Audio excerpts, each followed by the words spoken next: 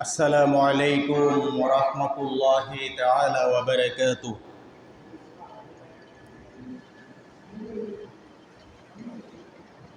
إن الحمد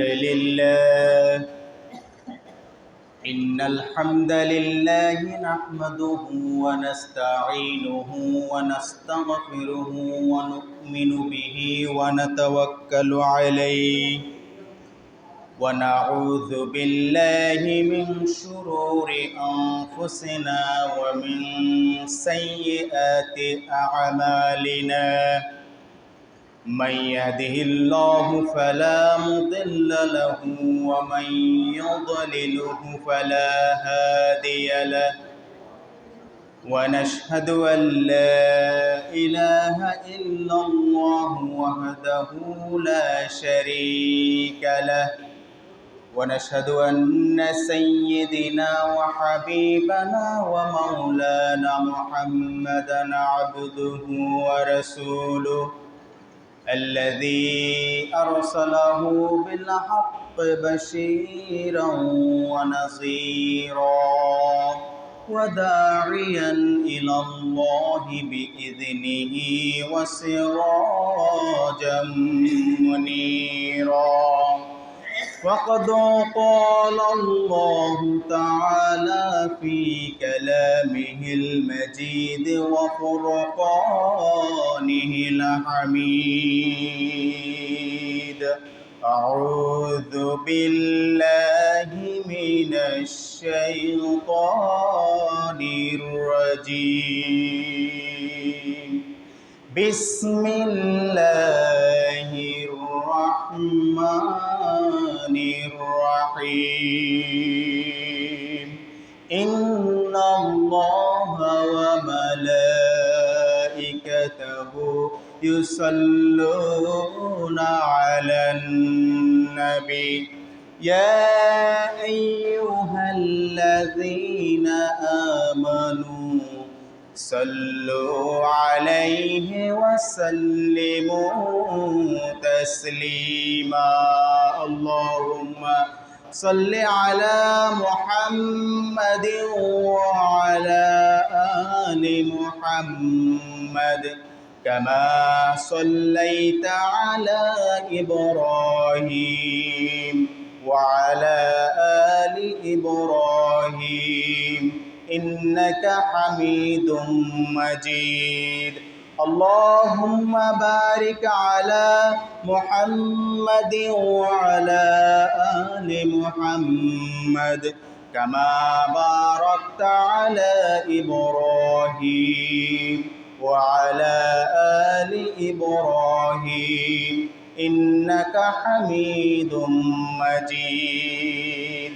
سورة يوسف بداري حكمات لقمان ما قاری قرآن باری ای دل شادمان ما بلغ العلا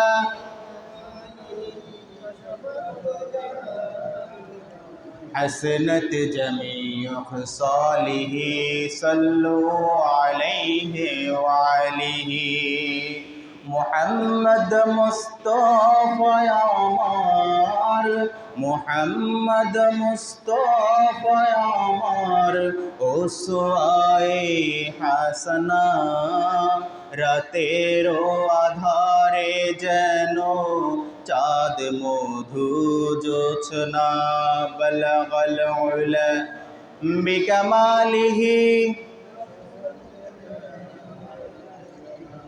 حسنت جميع خصاله صلوا عليه وعليه. मुअज़्ज़ज़ मोहतरम हज़रात उलमाए किराम, मुसल्लियान किराम, मुरब्बियान आज़म, सम्मानित এলাকাবাসী, আমরা আবার একটি সপ্তাহ পরে ইয়াউমুল জুমা, আজকের জুমার দিনে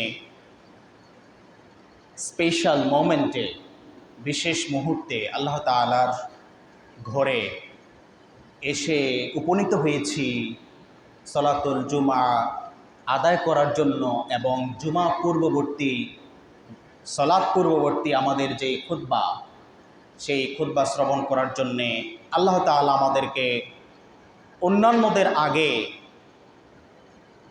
তার মসজিদে, তার ঘরে এসে হাজির করেছেন।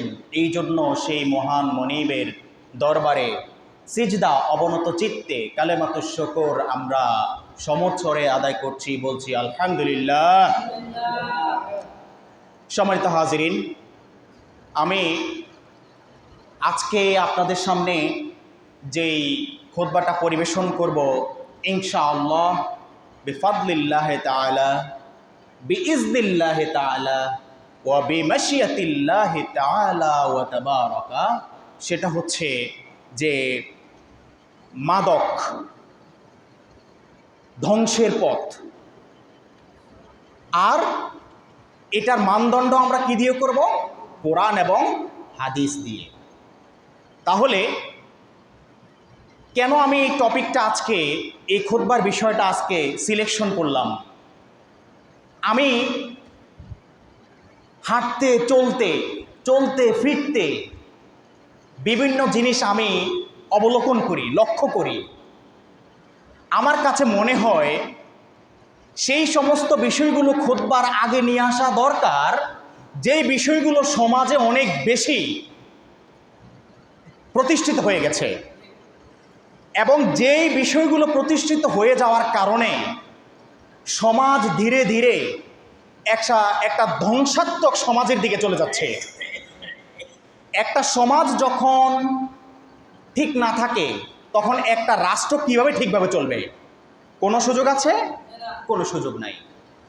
তো আমি যেটা লক্ষ্য করেছি, আগে তো মনে করতাম এই যে মাদক, মদ, গাঁজা, ফেন্সিডিল, ইয়াবা, আরও এই ধরনের যতগুলো আছে সমজাতীয় নেশা জাতীয়, এগুলো আগে আমাদের কাছে অনেক মনে হতো যে রেয়ার, এগুলো খুব গোপনে এগুলো চালাচালি হতো। কিন্তু বর্তমান সমাজে চলতে ফিরতে দেখা যাচ্ছে যে আমার থেকে অনেক ছোট ছোট বালকদের হাতে আজকে মাদক ধরিয়ে দেওয়া হয়েছে, ঠিক কিনা বলেন? এই জন্যে আমার খুতবাগুলো হয় সব সময় সময়ের আলোকে, চাহিদার আলোকে, প্রয়োজনের আলোকে। কারণ আমার সবচাইতে একটা সুন্দর সমাজ তখনই গঠিত হবে যখন ওই সমাজে কোরআন এবং হাদিসের আইনগুলো, কোরআন হাদিসের বিধানগুলো সঠিকভাবে সবাই মেনে চলবে, ঠিক কিনা বলেন? এই জন্যে আমি আজকে ইনশাআল্লাহ আপনাদের সামনে কথা বলবো সেই মাদক, মদ, গাঁজা, জুয়া, এই ধরনের আরও যাবতীয় যত কিছু রয়েছে। আমার হাতে যতটুকু সময় আছে ইনশাআল্লাহ আমি চেষ্টা করব আপনাদের সামনে আজকে এই ব্যাপারে সরাসরি কোরআন এবং হাদিস থেকে যেই আল্লাহ তাআলা বয়ান করেছেন সেই বয়ানটা তুলে ধরার জন্যে। সম্মানিত হাজিরিন, সুবহানাকা লা ইলমা লানা ইল্লা মা আল্লামতানা ইন্নাকা আনতাল আলিমুল হাকিম। আমার কোনো ইলম নাই, আমার কোনো জ্ঞান নাই। আল্লাহ তাআলা যদি আমাকে দয়া করে একটু দান করেন, তাহলে সেই ইলম থেকে, সেই জ্ঞান থেকে আমি আপনাদের সামনে এটা পরিবেশন করতে পারবো ইনশাআল্লাহ। সম্মানিত হাজিরিন, তাহলে আসুন আমরা আর কথা না বাড়িয়ে সরাসরি আমাদের আজকে বিষয়ভিত্তিক যেই খুতবা, যেই মাদক সংক্রান্ত, সে সম্পর্কে আমরা আলোচনা শুরু করছি। তো আসুন বিতাড়িত মারদুদ শয়তানের ওয়াসওয়াসা থেকে যথারীতি পানাহ চেয়ে নিয়ে আমরা সরাসরি কোরআন থেকে আলোচনা শুরু করব ইনশাআল্লাহ। সবাই আমার সাথে পড়েন, আউযু বিল্লাহি মিনাশ শাইতানির রাজীম। বিসমিল্লাহির রহমানির রহিম। ইয়া আইয়ুহাল্লাযীনা আমানু ইন্নামাল খামরু ওয়াল মাইসিরু ওয়াল আনসাবু ওয়াল আজলামু রিজসুম মিন আমালিশ শাইতান ফাজতানিবুহু লাআল্লাকুম তুফলিহুন। আল্লাহ তাআলা এখানে বলছেন ইয়া আইয়ুহাল্লাযীনা আমানু, ঈমানদারদেরকে উদ্দেশ্য করে, হে ঈমানদাররা, হে বিশ্বাসীরা, হে মানুষেরা, তোমরা যারা আমাকে বিশ্বাস করেছো, আমার উপরে ঈমান এনেছো, আমার যাবতীয় যত কিছু রয়েছে সব কিছুর উপরে ঈমান এনেছো, তোমরা শোনো। ইন্নামাল খামরু ওয়াল মাইসির, নিশ্চয়ই তোমাদের জন্য মদ, জুয়া, আল খামর মদ, আল মাইসির জুয়া, ওয়াল আনসাব মূর্তি পূজা, ওয়াল আজলাম এবং গণনা করা। আমরা গণনা করি কিনা? অনেক আছে না গণনা করে, ভাগ্য গণনা করে। আল্লাহ তাআলা কি করেছেন? নিষেধ করেছেন। ওয়াল আজলামু রিজসুম মিন আমালিশ শাইতান, এই কাজগুলো হচ্ছে শয়তানের কাজ। কার কাজ? কার কাজ? শয়তানের কাজ। এটা কে বলছেন? আল্লাহ বলছেন। এটা পৃথিবীর কোনো মানুষ বলেন নাই। কে বলেছেন? যিনি আমাদেরকে সৃষ্টি করেছেন, যিনি আমার মালিক, তিনি আমাকে বলছেন ইন্নামাল খামরু ওয়াল মাইসিরু ওয়াল আনসাব ওয়াল আজলামু রিজসুম মিন আমালিশ শয়তান। আল্লাহু আকবার।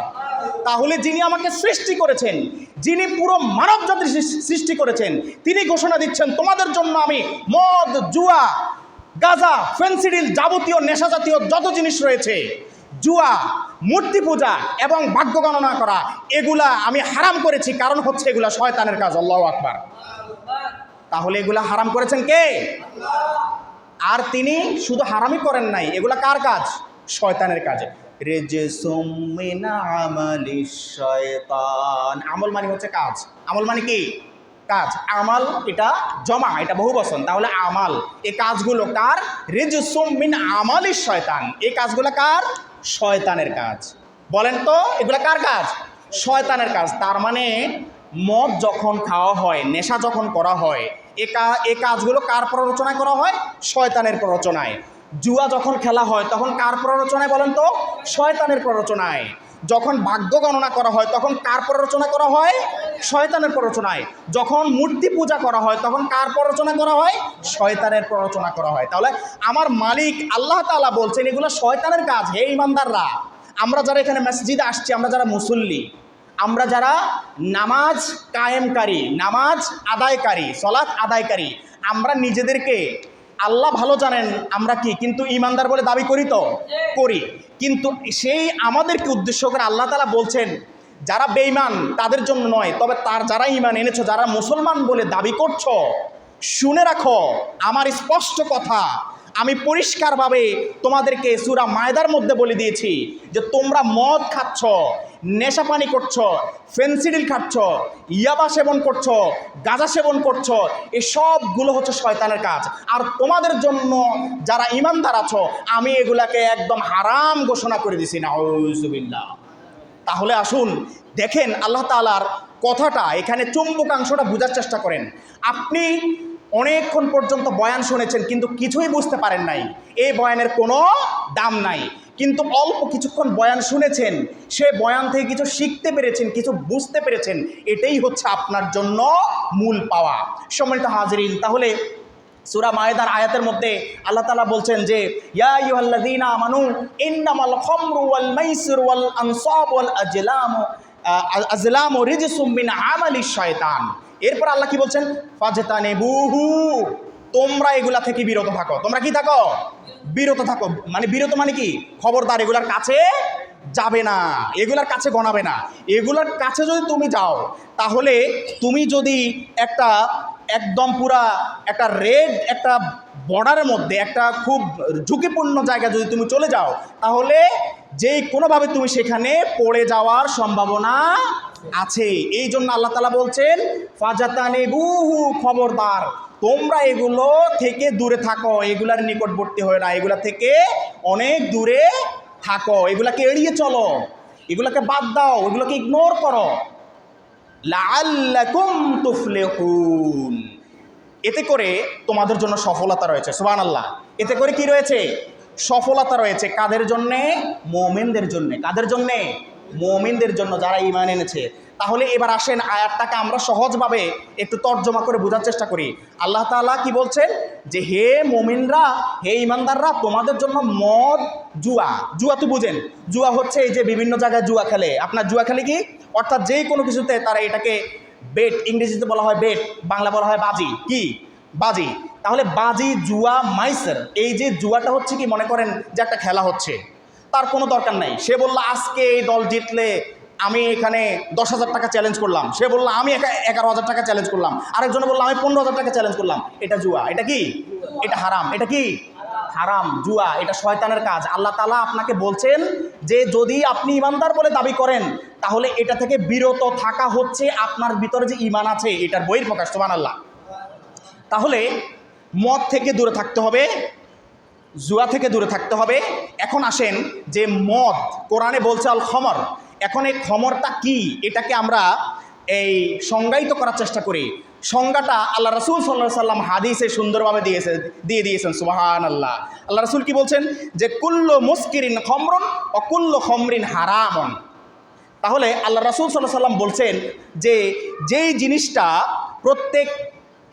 জিনিসটা নেশা সৃষ্টি করে, মাতাল বানিয়ে দেয়, আপনার হিতাহিত জ্ঞান লোপ করে দেয়, এগুলো সবগুলো হচ্ছে কি? মদ। আর প্রত্যেকটা মদই হচ্ছে হারাম। তাহলে আসেন, এখন আমরা হয়তোবা মনে করি যে এতটুকু একটা বোতলের মধ্যে কিছু পানি থাকে, ওই মানুষে বলতে শুনি, কখনো তো দেখা হয় নাই যে কেউ বলে লাল পানি, কেউ বলে সাদা পানি, কেউ বলে এই পানি সেই পানি, বিভিন্ন কালারের হয়ে থাকে। যাই হোক, যারা খায়, যারা এগুলার এই চালাচালি করে, যারা এগুলার কারবার করে তারা বুঝতে পারে। বাট আমরা যতটুকু শুনেছি এগুলা বিভিন্ন কালারের হয়ে থাকে। তাহলে আসেন, আমরা হয়তোবা মনে করছি শুধু ওটাই হচ্ছে নেশা জাতীয় মদ। না, আল্লাহ রাসূল সাল্লাল্লাহু আলাইহি সাল্লাম এখানে হাদিসের মধ্যে স্পষ্ট এটা সংজ্ঞা দিয়ে দিয়েছেন। প্রত্যেক জিনিস, যে সমস্ত জিনিসগুলো নেশা সৃষ্টি করে, কি সৃষ্টি করে? নেশা সৃষ্টি করে। এই যে আমি আপনাদের সামনে কথা বলছি, আলহামদুলিল্লাহ আমি মনে করছি আমি পুরোপুরি আমার অনুভূতিতে আছি, আমি আমার সেন্সের মধ্যে আছি। কিন্তু আমি যদি মাতাল হতাম, আমার যদি সেন্স না থাকতো, আমি যদি নেশাগ্রস্ত হতাম, আপনাদের সামনে এইভাবে বসে আপনাদের সামনে কথা বলতে দিতেন না। আমাকে ওই মসজিদের কাছে আসার আগে আমাকে একদম পুরো নিরাপদ জায়গায় নিয়ে যেতেন। তাহলে কেন? কারণ তখন আমার মধ্যে আমি কি অবস্থায় আছি? নেশা অবস্থায় আছি। কি অবস্থায় আছি? নেশা অবস্থায় আছি। তো নেশা অবস্থায়, এই যে নেশা, মনে করেন একসময় আমরা মনে করতাম যে ওই বোতলের পানি দিয়ে মনে হয় শুধু নেশা করে। এখন নেশা করার আরও অনেক উপকরণ বেরিয়ে গেছে কি না? যেমন একদম সহজলভ্য হয়ে গেছে কি?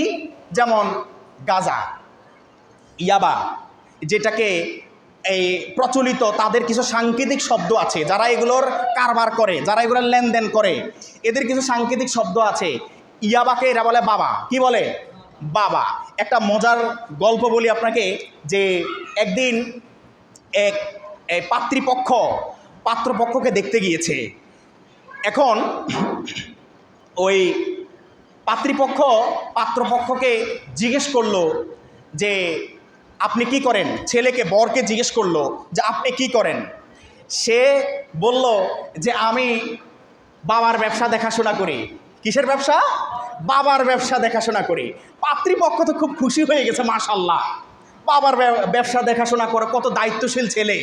হ্যাঁ, এত দায়িত্বশীল ছেলেই তো আমরা চাই। আর প্রত্যেক এই মেয়ের বাবারাই চায় আমার মেয়েকে এমন জায়গায় পাত্রস্থ করব যে এই ছেলেটা দায়িত্বশীল। ঠিক কিনা বলেন?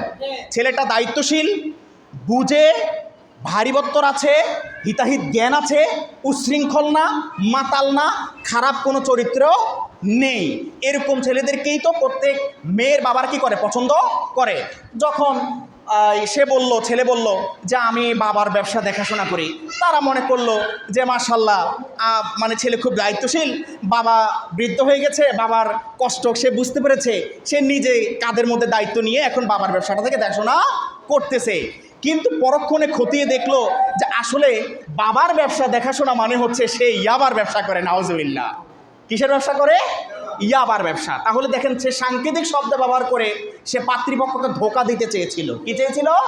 ধোঁকা দিতে চেয়েছিল। আসলে সে মূলত বাবার ব্যবসা নয়, বিজনেস নয়, মানে বিজনেস অফ হিজ ফাদার নয়, এটা হচ্ছে কি, সে মাদক, ইয়াবার ব্যবসা করে।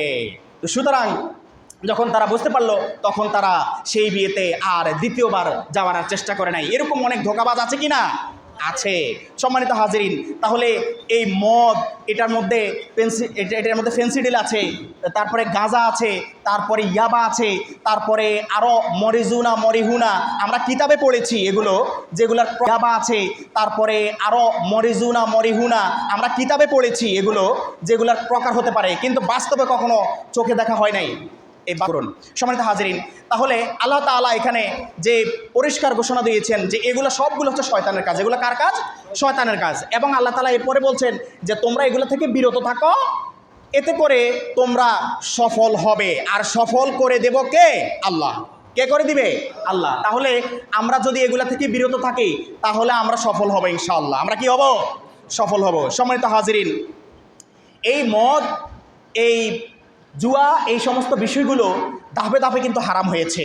যখন আপনার ইসলামের সূচনা লগ্নে আপনার মদ কিন্তু একদম পরিষ্কার হারাম ছিল না। এই ব্যাপারে আপনার আল্লাহ তাআলা কোরআনে বলে দিয়েছেন যে হে রাসূল, যখন আপনাকে জিজ্ঞেস করা হবে মদ এবং জুয়া সম্পর্কে, তখন আপনি বলে দেন কুল ফীহিমা ইসমুন কাবীরুন, এই দুইটা হচ্ছে অনেক বড় পাপ। এই দুইটা অনেক বড় কি? পাপ। ওয়া মানাফিউ লিন-নাস, এবং এটার মধ্যে মানুষের জন্য সামান্য কিঞ্চিত একটু উপকার রয়েছে। ওয়া ইসমুহুমা আকবারু মিন নাফিহিমা, তবে এটাও বলে দিবেন যে এটার যেই সামান্য কিঞ্চিত পরিমাণ উপকারিতা রয়েছে, এর চেয়ে এটার পাপের পরিমাণ, ক্ষতির পরিমাণ অনেক বেশি। এটা হচ্ছে সূচনা লগ্নের কথা, ইসলামের সূচনা লগ্নের কথা। তখন কিন্তু মদ একদম টোটালি 100% হারাম হয় নাই। কিন্তু যখন আপনার দেখলো যে মানুষ একটা জিনিস খেয়াল করবেন, মানুষ যেই জিনিসটা নিষিদ্ধ সেই জিনিসটা বেশি করার আগ্রহ বেশি পোষণ করে, যেই জিনিসটাতে আপনি বারণ করবেন বারবার সেই জিনিসটা করার জন্য বেশি চেষ্টা করবে, যেটা দেখতে নিষেধ করবেন সেটা দেখার জন্য আগ্রহ প্রকাশ করবে, যেটা বলতে নিষেধ করবেন সেটা বলার জন্য একদম পুরো অস্থির হয়ে যাবে, ঠিক কিনা বলেন? এই জন্য যখন আপনার এই পরবর্তীতে দেখা গেল যে সামান্য একটু মানুষ সুযোগ পেয়েছে যে এখানে সামান্য কিছু কি রয়েছে, উপকারিতা রয়েছে, আল্লাহ তাআলা সাথে সাথে আবার আয়াত নাজিল করে দিলেন কি, ইয়া আইয়ুহাল্লাযীনা আমানু ইন্নামাল খামরু ওয়াল মাইসিরু ওয়াল আনসাবু ওয়াল আজলামু রিজসুম মিন আমালিশ শায়তান ফাজতানিবুহু লাআল্লাকুম তুফলিহুন। ব্যাস, এই আয়াত নাজিল হয়ে যাওয়ার পরে মদ কি হয়ে গেছে? হারাম হয়ে গেছে। এরপরে আরেক ধাপে আবার আয়াত আল্লাহ তাআলা নাজিল করে দিয়েছেন। আল্লাহ তাআলা বলছেন যে ইয়া আইয়ুহাল্লাযীনা আমানু লা তাকরাবুস সালাত ওয়া আনতুম সুকারা, হে ঈমানদাররা, যারা ঈমান এনেছো, তোমরা যখন নেশাগ্রস্ত অবস্থায় থাকো, খবরদার তোমরা সলাতের নিকটবর্তী হইও না, তোমরা নামাজের দ্বারে পাশেও যেও না। কারণ মাতাল ব্যক্তি, নেশাগ্রস্ত ব্যক্তির নামাজ কি হয় না? কবুল হয় না। আল্লাহ তাআলা ঘোষণা দিয়েছেন যে ইয়া আইয়ুহাল্লাযীনা আমানু লা তাকরাবুস সালাত, লা তাকরাবুস সালাত, never ever approach to the prayer whenever you are intoxicated।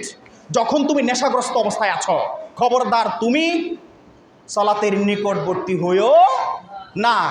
তুমি আগে স্বাভাবিক হও, তুমি আগে মাতলামি ছাড়ো, তোমার ভেতর থেকে নেশা আগে দূর হোক, তারপর তুমি আমার মসজিদে আসো। কারণ আমার মসজিদ হচ্ছে পবিত্র স্থান, আমার মসজিদ হচ্ছে পবিত্র স্থান, আর তুমি এখন পুরোটাই অপবিত্র, ঠিক কিনা বলেন? তাহলে যারা নেশা করে এরা কি? অপবিত্র। এরা কি? অপবিত্র। যারা গাঁজা খায় তারা অপবিত্র, যারা ইয়াবা সেবন করে এরা অপবিত্র, যারা মদ খায় এরা অপবিত্র, যারা মরিহুনা খায় এরা অপবিত্র, যারা মরিজুনা খায় এরা সবাই অপবিত্র। সুতরাং আপনারা কি অপবিত্রদের শ্রেণীভুক্ত হওয়ার জন্য রাজি আছেন? আমরা কেউ রাজি নই। আপনাদের সাউন্ড শুনে মনে হচ্ছে আপনারা রাজি আছেন। আপনারা কি রাজি আছেন? রাজি নাই। আমরা সব সময় আল্লাহ তাআলার বিধান যেটা, আমরা সেটাকেই মেনে চলবো ইনশাআল্লাহ। রাজি আছেন তো? ইনশাআল্লাহ। সম্মানিত হাজিরিন, তাহলে আসুন যে এই মদ, এটা শুধু মদই নয়, এটা হচ্ছে একটা সমাজকে ধ্বংস করে দেওয়ার জন্য অন্যতম একটা উপায়। এই মদের কারণে, এই এই নেশার কারণে, এই মাদকের কারণে আজকে সমাজের যে একটা ভয়াবহ চিত্র দেখা যাচ্ছে, সেটা অত্যন্ত ক্ষতিকর, যেটা আমাদের সমাজকে একদম পুরা ধ্বংসের দ্বার প্রান্তে নিয়ে গেছে। আজকে আপনি দেখেন উঠতি বয়সী ছেলেপেলেদের হাতে আজকে গাঁজা ধরিয়ে দিচ্ছে, ইয়াবা ধরিয়ে দিচ্ছে, আর এর কারণে আজকে তারা বড় বড় কিশোর গ্যাং তৈরি করছে। বড় বড় কিশোর গ্যাং তৈরি করে আপনি মুরব্বী আছেন, একটা সময় আমরা মুরব্বীদের শাসনকে আমরা মাথা পেতে নিতাম, আর এখনকার উঠতি বয়সী ছেলেরা, আপনার নাতির বয়সী, আপনার ছেলেও বললে আমার কাছে এখানে মনে ভুল হবে, আপনার নাতির বয়সী ছেলেপেলেরা আজকে কিশোর গ্যাং তৈরি করে আপনাকে অপমান অপদস্থ করার জন্য তারা তৈরি হয়ে যাচ্ছে, ঠিক কিনা বলেন? এই জন্য আমাদের সমাজটা আস্তে আস্তে ধ্বংসের দিকে চলে যাচ্ছে। সুতরাং এখানে আমাদেরকে অবশ্যই সময় থাকতেই আমাদেরকে এগিয়ে আসতে হবে। এই তরুণ সমাজকে রক্ষা করতে হবে, এই যুব সমাজকে মাদকের বিষাক্ত ছোবল থেকে রক্ষা করতে হবে। কারণ এদেরকে যদি আমরা রক্ষা না করি, তাহলে আগামী দিনের সমাজ আর ইসলামের কোনো ছিটি ফোঁটাও হয়তো বা দেখা যাবে না। এতে করে কি ইসলাম হারিয়ে যাবে? ইসলাম হারিয়ে যাবে না, কিন্তু ইসলাম থাকবে, কিন্তু আপনার সমাজের মধ্যে ইসলামের বিধানগুলো আর থাকবে না। সম্মানিত হাজিরিন, তাহলে যে এই মাদকাসক্ত ব্যক্তির যে নামাজ, রোজা, ইবাদত, এগুলা কোনো কিছুই কবুল হয় না। এগুলা কোনো কিছু কবুল হবে? কোনো কিছু কবুল হয় না। দেখেন, তারপরে হচ্ছে সে পরিবারে অশান্তি সৃষ্টি করার জন্য অন্যতম কারণ হয়ে যায়। তার কাছে যখন নেশা করার টাকা থাকে না, তার কাছে যখন ইয়াবা কেনার টাকা থাকে না, গাঁজা কেনার টাকা থাকে না, সে তো ইনকাম করে না। সে কি করে? সে আপনার বিভিন্নভাবে ধান্দাবাজি করে টাকা পয়সা লুটপাট করে নিয়ে তারপরে সেই সমস্ত নেশাপানি করে। তার পকেটে যখন টাকা থাকে না, তখন তার মাথা খারাপ হয়ে যায়। আমি তো ইয়াবা তো আর ওই যে তাকে কেউ ফ্রি দিবে না, এই জন্য সে এগুলো কেনার জন্য পরিবারে এসে অশান্তির সৃষ্টি করে, বাবা মাকে চাপ দেয়, ভাই বোন যদি থাকে চাপ দেয়, যদি তারা টাকা না দেয় তাহলে সে এগুলো চুরি করার চেষ্টা করে, ডাকাতি করার চেষ্টা করে। একটা পর্যায়ে যখন তার হিতাহিত জ্ঞান সম্পূর্ণ হারিয়ে ফেলে, তখন হত্যাকাণ্ডের ঘটনাও ঘটে কি না? ঘটে। তাহলে এই যে পরিবারে, সমাজে অশান্তি সৃষ্টি করে, বাবা মাকে হত্যা পর্যন্ত করে ফেলে। এখন আমি যদি বলি, যদি এটা প্রসঙ্গে চলে আসছে যে বাবা মায়ের এখানে করণীয় অনেক কিছু আছে, বাবা মায়ের করণীয় কী আছে আরেকটা খুতবা ইনশাল্লাহ দেব, যেই খুতবার মধ্যে সন্তানের প্রতি যে পিতামাতার দায়িত্ব এবং পিতামাতার প্রতি যে সন্তানের কর্তব্য, এই খুতবাগুলো যখন দেব ইনশাআল্লাহ সেই আলোচনায় আপনারা এগুলো শুনতে পাবেন। তো সম্মানিত হাজিরিন, তাহলে এখানে সমাজের মধ্যে চুরি, ডাকাতি, জেনা, ব্যভিচার, হত্যা, লুণ্ঠন, এই সবগুলোর অন্যতম একটা ডিরেক্ট অর ইনডিরেক্ট, অর্থাৎ প্রত্যক্ষ এবং পরোক্ষ কারণ হচ্ছে এই মাদক, ঠিক কিনা বলেন? তাহলে এই মাদক অবশ্যই আমাদেরকে রোধ করতে হবে। এই ইয়াবা যারা, এখানে পরিষ্কার আমি আপনাকে বলে দিচ্ছি, আল্লাহ রাসূল সাল্লাল্লাহু আলাইহি সাল্লাম হাদিস শরীফ উনি বয়ান করেছেন যে যারা মাদকের কারবার করে, যারা নেশা জাতীয় কারবার করে, এটা যারা ব্যবসা করে, যারা বহন করে, যারা সেবন করে, যারা কিনে, যারা ক্রেতা, যারা বিক্রেতা এবং এটার সাথে যতজন জড়িত রয়েছে, এরা সবাই অভিশপ্ত। নাউজুবিল্লাহ। এটা কে বলছেন? মুহাম্মদ রাসূলুল্লাহ সাল্লাল্লাহু আলাইহি সাল্লাম। তাহলে আল্লাহ রাসূল এক কথা বলে দিয়েছেন যে মাদক সংক্রান্ত যাবতীয় যত কাজকর্ম রয়েছে, অ্যাক্টিভিটিস রয়েছে, এটার সাথে আপনার যদি দূরতম সম্পর্ক থাকে, তাহলেই আপনি ধ্বংসপ্রাপ্ত। নাউজুবিল্লাহ। এটাকে বলছেন আল্লাহ রাসূল সাল্লাল্লাহু আলাইহি সাল্লাম বলছেন, এটা আমার কথা নয়, এটা আল্লাহ রাসূল বলেছেন। মাদক এত ভয়াবহ, এত ধ্বংসাত্মক, এত মারাত্মক, একটা সমাজকে খুব সহজেই এটা ধ্বংস করে দিতে পারে, একটা সমাজকে, একটা সুন্দর সমাজকে বিনষ্ট করে দিতে পারে, সমাজের মধ্যে বিশৃঙ্খলা ঘটাতে পারে। এবং আমি তো মনে করি যে বর্তমান সমাজের মধ্যে এই যে আপনার কিশোর গ্যাংগুলো তৈরি হচ্ছে, এর অন্যতম একটা ভেতরগত কারণ হচ্ছে এই মাদকের ব্যবসা, ঠিক কিনা বলেন? এগুলো আমরা অবলোকন করি, এগুলো আমরা উপলব্ধি করি। এই জন্য আমি এখানে কুল্লুকুম রাইন, আমি এখানে দায়িত্বশীল। আমার দায়িত্ব হচ্ছে আপনাদেরকে সচেতন করা। আমি যদি আপনাদেরকে সচেতন না করি, তাহলে কাল রোজ কিয়ামতের মাঠে আল্লাহর কাছে আমাকে জবাবদিহি করতে হবে। আমি আমার দায়িত্ব পালন করছি। আপনার দায়িত্ব হচ্ছে আপনার সন্তানকে সচেতন করা। এই জন্য কীভাবে আমরা এগুলো রোধ করতে পারি, আসুন আমরা আগে সেগুলো জেনে নিই। এক নাম্বার যেটা আমাদের করতে হবে সেটা হচ্ছে যে আপনার পরিবারে কোরআনের শিক্ষাটাকে বাধ্যতামূলক করবেন। ঠিক কিনা? রাজি আছেন তো? তাহলে 1 নাম্বার কি, আপনার পরিবারে কোরআনের শিক্ষাটাকে কি করবেন, বাধ্যতামূলক করবেন। এখন আমরা এই কোরআনের শিক্ষাটাকে শিখতে গিয়ে আমরা অনেক অজুহাত ধরার চেষ্টা করি, যে আমি কি পারবো নাকি, আমি তো আরবি পড়তে পারি না, আমি তো মানে খুব একটা এগুলা মানে বুঝিও না।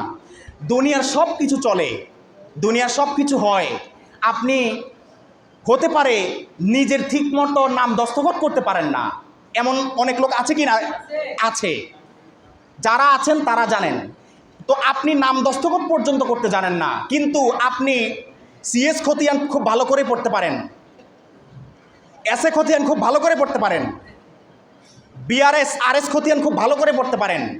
1930 সালের, 1920 সালের, 1950 সালের সেই সময়ের পাকিস্তান ব্রিটিশ আমলের দলিলের গদগুলো আপনি ঠিক মতোই পড়তে পারেন, বুঝতেও পারেন। কিন্তু কোরআন যখন আপনাকে শিখতে বলা হয় তখন আপনার আর অজুহাতের শেষ নাই, ঠিক কিনা বলেন? এটাই হচ্ছে সবচেয়ে বড় কথা। সুতরাং এই অজুহাত যদি আপনি ধরেন, হয়তোবা আমার মাথায় এই জিনিসটা আসছে, আল্লাহ তাআলা তো আমাদের সৃষ্টিকর্তা, উনি তো সব এলেমের উৎস। উনি আপনাকে যখন কালকে রোজ কিয়ামতে জিজ্ঞেস করবেন যে হে বান্দা, তুমি তো লেখাপড়া পারতে না, তুমি তো সেই পেঁচানো পেঁচানো লেখার দলিলগুলো পড়তে পেরেছো, বুঝতে পেরেছো, আমার কোরআন তো এত কঠিন ছিল না, তুমি কেন এগুলার অজুহাত দিয়ে তুমি আমার কোরআন শেখা থেকে বিরত ছিলে? সুযোগ আছে, সুযোগ আছে। মাওলার দরবারে, রবের দরবারে পরিত্রাণ পাওয়ার কোনো সুযোগ নাই। আল্লাহ প্রত্যেকটা অপশন দিয়েছেন, প্রত্যেকটা অপশন দিয়েছেন আপনি যাতে শিখতে পারেন। সম্মানিত হাজিরিন, তাহলে 1 নম্বর করণীয় কি?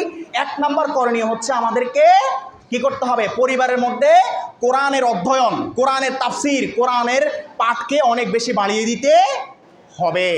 দ্বিতীয় হচ্ছে যে আপনার সন্তানদের সাথে আপনি বন্ধুসুলভ আচরণ করবেন। সব সময় তাদের সাথে খ্যাচ খ্যাচ খ্যাচ খ্যাচ, অনেক বেশি বাজে ব্যবহার, অনেক বেশি মানে রাফ ব্যবহার করবেন না। তাদেরকে বুঝাবেন, তাদেরকে কাছে টানবেন, তাদেরকে নসিহত করবেন, এটা আপনার দায়িত্ব। কারণ আপনি যদি সব সময় খ্যাচ খ্যাচ করেন তখন সে সহজে আপনার কাছে গণাইতে চাইবে না। সম্মানিত হাজিরিন, তাহলে আমাদের এখানে এরপরে যেটা আমরা মানে করতে পারি এই মাদককে প্রতিরোধ করতে, সেটা হচ্ছে আমরা সামাজিকভাবে একটা আন্দোলন গড়ে তুলতে পারি। রাজি আছেন তো? তাহলে আমরা দাঁড়িয়ে দেব সবাই যে মাদকের বিরুদ্ধে আমরা সবাই একটা সামাজিক আন্দোলন গড়ে তুলব, যাতে করে আমাদের সমাজে কোনো ব্যক্তি যদি আমরা শুনতে পাই যে অমুক ব্যক্তি মাদকের সাথে জড়িত আছে ন্যূনতম, তাহলে আমাদের ইমানি দায়িত্ব হচ্ছে সাথে সাথে সামাজিক আন্দোলনের অংশ হিসাবে ঐক্যবদ্ধভাবে সবাই মিলে তাকে সেই পথ থেকে ফিরিয়ে নিয়ে আসা। এবং সমাজের মধ্যে যতগুলো কিশোর গ্যাং রয়েছে, ব্যাঙের ছাতার মতো যতগুলো কিশোর গ্যাং গড়ে উঠেছে, এগুলাকে ছত্রভঙ্গ করে দেওয়া। আর এগুলাকে ছত্রভঙ্গ করতে হলে আমাদের সামাজিক একটা আন্দোলন গড়ে তোলার কোনো বিকল্প নেই। সম্মানিত হাজিরিন, এটা আমি ফিলোসফ করেছি, আমি একটা দর্শন করে দেখেছি যে এগুলাকে যদি আপনারা এখন অনেক বেশি প্রশ্রয় দিয়ে রাখেন, তাহলে সামনের জেনারেশন আপনাকে তো ভুলবে, আপনার পূর্বপুরুষ যারা আছে এদেরকে সবাইকে ভুলে যাবে। এরা সম্পূর্ণ একটা বখাটে একটা জেনারেশনে পরিণত হয়ে যাবে। সম্মানিত হাজিরিন, এখনও পরিপূর্ণভাবে সময় শেষ হয়ে যায় নাই, এখনও সময় আছে। আমাদের সবার উচিত আমাদের সন্তানরা কখন কোথায় যায়, কি করে না করে, তারা কার সাথে চলে, কার সাথে থাকে, কোথায় যায়, কি খায়, কি পান করে, কোত্থেকে ইনকাম করে, সব কিছুর ব্যাপারে আমাদেরকে খতিয়ে দেখতে হবে। তাহলে দেখবেন এই মাদকের যে ভয়াল একটা গ্রাস, এই মাদকের যে একটা ভয়াল ছোবল, এই ছোবল থেকে হয়তো আল্লাহ চাইলে আমাদের সমাজকে আমরা রক্ষা করতে পারবো, আমাদের তরুণ সমাজকে, আমাদের ইয়াং জেনারেশনকে আমরা রক্ষা করতে পারবো। আল্লাহ তাআলা আমাদেরকে সামাজিকভাবে ঐক্যবদ্ধভাবে এই মাদকের বিরুদ্ধে সংগ্রাম গড়ে তোলার তৌফিক দান করুন এবং কোরআন হাদিসের আলোচনা অনুযায়ী আমরা যাতে সমাজের মধ্যে মাদককে, মদকে, জুয়াকে, গাঁজাকে পরিপূর্ণভাবে আমরা যাতে প্রত্যাখ্যান করতে পারি, আল্লাহ তাআলা আমাদেরকে সেই তৌফিক দান করুন। আল্লাহুম্মা আমিন। হাযা মা ইনদি ওয়াল ইলমু ইনদাল্লাহ আলাইহি তাওয়াক্কালতু ওয়া ইলাইহি উনীব। আসসালামু আলাইকুম ওয়া রাহমাতুল্লাহি